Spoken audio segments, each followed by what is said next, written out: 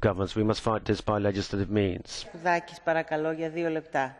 Thank you very much, Mrs. Yannakoudakis. Have equal pay for work of equal value. Women must have equal opportunity in the workplace.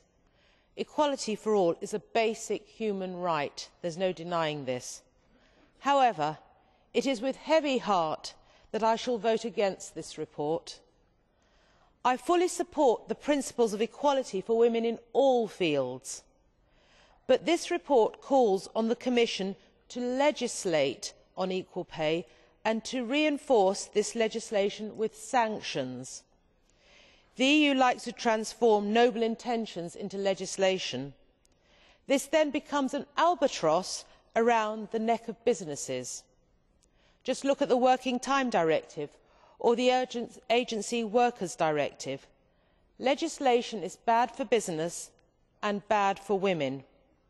It may even ultimately harm women's employment opportunities. In the UK, we have realised that change will not happen by telling companies how to run their businesses. We can only close the gender pay gap when firms realise themselves the benefits.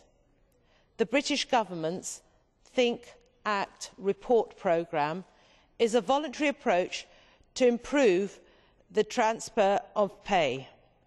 Initiatives such as this have proved to work well. EU legislation is not welcome in areas of employment, pension or social services, however good the intentions may be. The EU can play a positive role by sharing best practice. Now, I welcome this report, I welcome the debate, but legislation crosses the red line, and I congratulate the rapporteur on her report.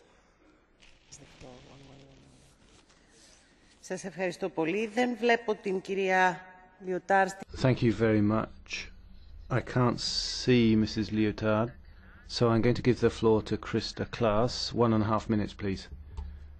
Thank you very much, Madam President, Commissioner, ladies and gentlemen.